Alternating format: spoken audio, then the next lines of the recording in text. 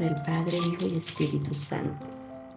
Dios les bendiga, mis hermanos. Hoy continuamos con la lectura bíblica del libro de Génesis, capítulo 36. Vamos a hacer un resumen, no lo voy a leer todo para que no se haga súper largo, pero ustedes sí léanlo en casita. Así sacan un nombre bíblico para sus futuros hijos, nietos o bisnietos. ¿Vale? Entonces, el capítulo 36 de Génesis nos habla de las generaciones de Esaú, quien tomó mujeres de las hijas de Canaán, pero que más tarde se fue con su familia, toda su casa, incluso hasta sus animales y todo lo que él había adquirido a otra tierra que se llama Seir. Esta tierra o este nombre irónicamente significa peludo. ¿Sí recuerdan que Esaú era velludo? Bueno, pues Esaú se separó de Jacob porque los bienes de ambos ya eran demasiados y ya había muchos animales y no podían ya pues más estar juntos. Esaú se fue a Edom y de aquí en adelante nos menciona toda la generación, incluyendo aquellos que fueron jefes y fueron reyes de Edom. Edom, esta palabra significa rojo y es un nombre que proviene desde el nacimiento de Esaú, siendo el mismo Esaú el padre de los edomitas. Los edomitas, hijos de Esaú, crecerán hasta convertirse en los rivales de los israelitas, es decir, los hijos de Jacob. Y esto a pesar de ser naciones hermanas. Ese conflicto que desarrollaron lo veremos más adelante en otros libros. Ok, entonces continuaremos con el capítulo 37, versículo del 1 al 16. Dice la palabra: José es vendido por sus hermanos. Habitó Jacob en la tierra donde había morado su padre, en la tierra de Canaán. Esta es la historia de la familia de Jacob. José, siendo de edad de 17 años, apacentaba las ovejas con sus hermanos, y el joven estaba con los hijos de Bila y con los hijos de Silpa, mujeres de su padre, e informaba José a su padre la mala fama de ellos. Aquí vemos Bila y Silpa eran las concubinas de Jacob, es decir, las siervas de las esposas. Ellas eran, digamos, las segundas, las que estaban por debajo de las esposas. Aunque esto en aquellos tiempos era una práctica normal, pues eran mujeres con sentimientos. Y a lo mejor entre esos sentimientos habían celos, resentimientos, envidias. Sus hijos a lo mejor pudieron también haber recibido esa heredad. Ellos pensarían o dirían: somos simplemente los hijos de unas sirvientas. Y ojo, esto es conjetura. Dice la palabra que José informaba todo cuanto hacían sus hermanos a su padre. Es decir, era el chivato, como diríamos hoy, ¿cierto? ¿Pero por qué? Porque su padre lo enviaba. Esta era una asignación o el trabajo de José. Ve a vigilar a tus hermanos, que estén haciendo todo, como está el ganado, ve a traerme el informe. Él obedecía y desde su inocencia hacía muy bien su trabajo. Esto me recuerda al primer noviecito que tuve. Cuando mi madre se enteró, pues me castigó, no salía, no recibía visita de amigas. Y si ella me enviaba a la tienda, me enviaba detrás a mi hermanita, la menor. Y yo a mi hermanita la hacía llorar porque le decía: tú eres zapa, tú eres la zapita. Dios bendito. Son anécdotas hoy, ¿verdad? Lastimosamente en este caso no lo fue. Versículo 3 en adelante. Y amaba Israel a José más que a todos sus hijos, porque lo había tenido en su vejez, y le hizo una túnica de diversos colores. Y viendo sus hermanos que su padre lo amaba más que a todos sus hermanos, le aborrecían y no podían hablarle pacíficamente. Vemos aquí la diferencia que hacía su padre entre él y sus hermanos. Se repite la historia. Aunque su justificación era que este niño le nació en su vejez y de la mujer que más amaba, si la Biblia resalta la túnica de varios colores solo para José y no para los demás, esta era otra demostración de favoritismo entre sus hijos, lo que llenaba más de odio a sus hermanos en contra de José. Dice la palabra, lo aborrecían. No es lo mismo que estar enojado o molestarlo: tú eres el sapito, tú eres la sapita. No, lo aborrecían, es decir, lo odiaban. Y se lo demostraban a José. Dice la palabra que le gritaban, que lo maltrataban. José era el favorito de su padre, pero su padre no podía protegerlo todo el tiempo. En esos momentos tampoco era feliz José, pues era maltratado, era no querido por sus hermanos. Versículo 5. Y soñó José un sueño y lo contó a sus hermanos, y ellos llegaron a aborrecerle más todavía. Y él les dijo: oíd ahora este sueño que he soñado. He aquí que atábamos manojos en medio del campo, y he aquí que mi manojo se levantaba y estaba derecho, y que vuestros manojos estaban alrededor y se inclinaban al mío. Le respondieron sus hermanos: ¿reinarás tú sobre nosotros o señorearás sobre nosotros? Y le aborrecieron aún más a causa de sus sueños y sus palabras. Soñó aún otro sueño y lo contó a sus hermanos diciendo: he aquí he soñado otro sueño, y he aquí que el sol y la luna y 11 estrellas se inclinaban a mí. Y lo contó a su padre y a sus hermanos, y su padre le reprendió y le dijo: ¿qué sueño es este que soñaste? ¿Acaso vendremos yo y tu madre y tus hermanos a postrarnos en tierra ante ti? Y sus hermanos le tenían envidia, mas su padre meditaba en esto. Y es aquí donde interpreto la inocencia, el amor y la humildad de José. A pesar de todo, les contaba a sus hermanos los sueños, y vaya sueños, no uno, sino dos, lo que hacía que le odiaran más. Porque ese odio se generó de la envidia, de los celos, de una baja autoestima de sus hermanos, y de acuerdo a sus sentimientos daban la interpretación carnal de los sueños de José. Aún su propio padre le regañó.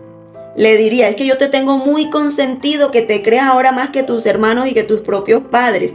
Sin embargo, dice la palabra que algo le sonaba a Jacob que lo ponía a meditar al respecto. Versículo 12. Después fueron sus hermanos a apacentar las ovejas de su padre en Siquem. Y dijo Israel a José: tus hermanos apacientan las ovejas en Siquem. Ven y te enviaré a ellos. Y él respondió: heme aquí. E Israel le dijo: ve ahora, mira cómo están tus hermanos y cómo están las ovejas, y tráeme la respuesta. Y lo envió del valle de Hebrón y llegó a Siquem. Y lo halló un hombre andando errante por el camino, y le preguntó a aquel hombre diciendo: ¿qué buscas? José respondió: busco a mis hermanos, te ruego que me muestres dónde están apacentando. Vemos que Jacob o no sabía lo que estaba ocurriendo entre ellos, o sabía y no le daba mucha importancia. Enviaba a José a la comisión, y José, obediente, heme aquí, e iba. Señoras y señores, este capítulo llega justo a tiempo. Dios nos ha estado poniendo carga por los hijos de los luchadores de este ministerio. La importancia de, como padres, estar apercibidos de lo que ocurre, que si bien hay cosas heredadas que siguen desencadenando situaciones en cada generación, también hay otras situaciones creadas aún sin darnos cuenta, que también marcan y crean futuros problemas que pueden convertirse en tragedias si no lo evitamos. Y es que mostrar una preferencia tendrá un impacto duradero en la autoestima de tus hijos. Los niños que crecen en familias en las que se sienten que no son tratados justamente, pueden experimentar una profunda sensación de no ser merecedores, y esto los puede convertir en adultos que luego se apeguen o dependan emocionalmente de la aceptación de los demás, dejando a un lado su valor, dejando a un lado su propia dignidad. Pueden sentir que no son amados de alguna manera, o que no poseen los rasgos y características especialmente necesarios para ser amados por los demás. Sentirse la oveja negra de la familia, lo cual puede generar miedos y muchas inseguridades. Los niños pueden volverse autoprotectores y tratar además de ser demasiado amables y agradables con los demás, buscando precisamente aceptación. O todo lo contrario también, niños retraídos, aislados, y convertirse posteriormente en personas propensas a la depresión. El favoritismo sin ninguna precaución causa rivalidad entre hermanos cuando son niños, y muchas veces hasta llegan a la edad adulta con esta situación. Hay quienes tienen el concepto de que aunque se tenga un hijo favorito, esto no quiere decir que no se ame por igual a los demás. Y si bien es cierto, esto es un asunto muy delicado, puesto que cada hijo tendrá una personalidad distinta, y hay quien no le preste atención a la situación, que ni se enteran que hay un favorito, pero habrá otro que sí, y por su personalidad puede empezar a crecer creyendo hasta la típica broma de que tú eres adoptado, mi mamá a ti te recogió del basurero. lo cual quedará arraigado en su alma, convirtiéndose en una atadura que se revela cuando son adultos. Pero en la Biblia encontramos, además de lo que ya compartimos anteriormente, ejemplos y situaciones que desencadenaron tragedias a raíz del favoritismo. El hermano del hijo pródigo, por ejemplo, en la parábola que explicaba Jesús, nos deja ver varias enseñanzas y una de ellas es esta parte. A ese hermano pequeño le dieron la herencia y le permitieron irse de casa a disfrutarla. Cuando regresó, dice la palabra que su hermano mayor reaccionó muy mal. Dice el libro de Lucas 15, 25 al 32. Y su hijo mayor estaba en el campo, y cuando vino y llegó cerca de la casa, oyó la música y las danzas, y llamando a uno de los criados le preguntó qué era aquello, y él le dijo: tu hermano ha venido, y tu padre ha hecho matar el becerro gordo, por haberle recibido bueno y sano. Entonces se enojó, y no quería entrar. Salió por tanto su padre y le rogaba que entrase. Aquí vemos rebeldía. Mas él, respondiendo, dijo al padre: he aquí, tantos años te sirvo, no habiéndote desobedecido jamás, y nunca me has dado ni un cabrito para gozarme con mis amigos. Reclamo. Pero cuando vino tu hijo, que ha consumido tus bienes con rameras, has hecho matar para él el becerro gordo. Comparación. Él entonces le dijo: hijo, tú siempre estás conmigo, y todas mis cosas son tuyas. Mas era necesario hacer fiesta y regocijarnos, porque tu hermano era muerto y ha revivido, se ha perdido y es hallado. La Biblia no nos relata cómo termina la historia del hermano. Esperamos sea un final feliz. Tenemos el caso también de Abraham y su familia, la familia de la promesa, Sara e Isaac.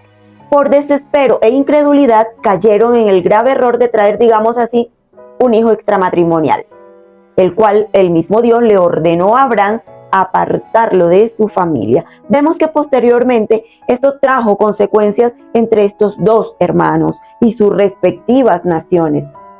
Y aclaro este punto para que no vayan a malinterpretar. Hoy en día hay hogares que presentan esta situación, hijos extramatrimoniales, que por obvias razones crecen o crecerán con un padre ausente, aunque responsable de sus obligaciones materiales y económicas. Estos niños crecen con un resentimiento, crecen hasta con celos, enojo y envidia contra sus hermanos por no poder tener lo que ellos sí, un padre presente, un hogar con papá y mamá juntos.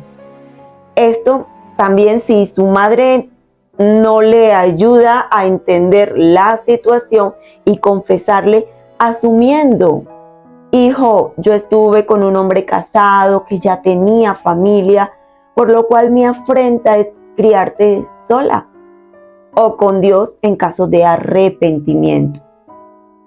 Tenemos también a Isaac y a Rebeca, los padres de Esaú y Jacob.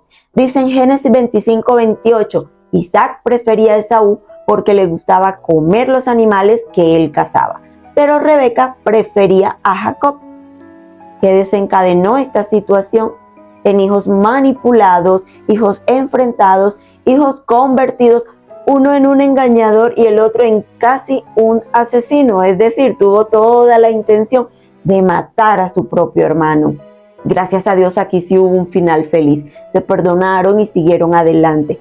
Eso sí, no sin antes pasar por situaciones duras y difíciles. Pero también vemos que luego esto se convierte en algo hereditario. Resulta que Jacob también hace lo mismo, aunque las justificaciones de él era: José nació cuando ya era viejo, que amaba más a la mujer que pues era su madre y ella murió, que José era el más pequeñito de todos. Aún así causó entre José y sus hermanos mucho resentimiento, envidia, celos, odio, al punto de ellos querer matar a José. Como el asunto era deshacerse de él, al final decidieron venderlo, hasta el punto de no pensar en su propio padre, lo que podría sentir, pudo morir de dolor. Estos hijos crecieron comparándose ya de por sí, gracias a su condición de hijos de las sirvientas o de las segundas esposas. Ya venían con esa autoestima baja y el favoritismo de su padre hacia José les terminó de fracturar su identidad. Según la psicología, a los 2 años, muchos niños desarrollan fuertes preferencias por todo tipo de cosas: ropa, comida, juguetes y sí, también por personas. En un hogar con papá y mamá, casi seguro que llegará un día en que el hijo preferirá a uno de los dos. Aunque este favoritismo es habitual, esperable y hasta de pronto adecuado para el desarrollo, también puede ser bastante dolorosa la experiencia porque hay casos de casos. Pero aquí hay una diferencia, es que son adultos. Y las preferencias de los niños suelen ser inconstantes, fugaces. Tal vez tu hijo ha preferido que solo un miembro de la familia, sea papá o mamá, lo acueste, le lea un cuento, le dé de comer. Pero tu hijo de 2 años aún no está preparado para empatizar de verdad y no comprende que sus palabras y acciones pueden herirte profundamente. Controlar sus propias emociones ya es una tarea suficientemente fuerte para ellos como para cargarle también las tuyas. Es demasiado. Ahora, para un hijo, por muy duro que sea el ser rechazado, ser el preferido también puede ser un reto. Puede sentirse asfixiado, necesitado, aferrado, presionado. Y sobre todo, crecer queriendo buscar permanentemente la aceptación en otras personas, cumplir logros por obligación, pero logros que no les satisfacen emocionalmente, porque no es una convicción, sino una obligación para quedar bien delante de los demás. Pero ¿cómo manejar esto del favoritismo? Primero, intenta que tus hijos se sientan seguros y no se tomen todo tan personal. Ayúdales a formar una personalidad, una identidad capaz de afrontar y sobrellevar, capaz de defender pero también de dejar pasar por alto. Segundo, ayúdales a entender que aunque a todos los amas por igual, a lo mejor tienes una conexión con uno específicamente por cuestión de gustos en común. Por ejemplo, hay un hijo que le encanta ver películas contigo.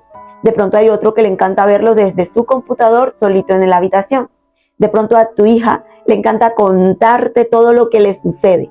De pronto a la otra le encanta solo compartirlo con sus amigas. Aquí la cuestión es de compatibilidad, no de favoritismo y mucho menos de falta de amor. Tercero, no hagas comparaciones entre ellos. No tomes a uno como ejemplo para los demás.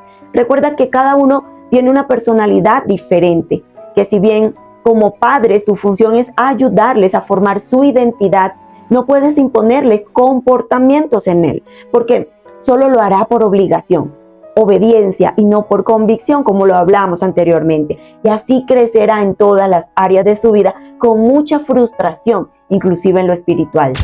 Y me encanta esto que encontré en la web. Dicen que lo dijo Albert Einstein. No sé si es verdad.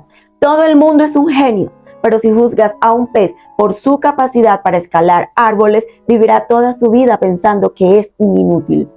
¡Wow! Y cuarto, refuerza a cada uno según sus habilidades y sus capacidades, pero no le quites la importancia de criarlo y educarlo bajo la palabra y los principios de Dios. No en vano la palabra dice: instruye al niño en su camino y aun cuando fuere viejo no se apartará de él. Proverbios 22:6. El Señor les bendiga.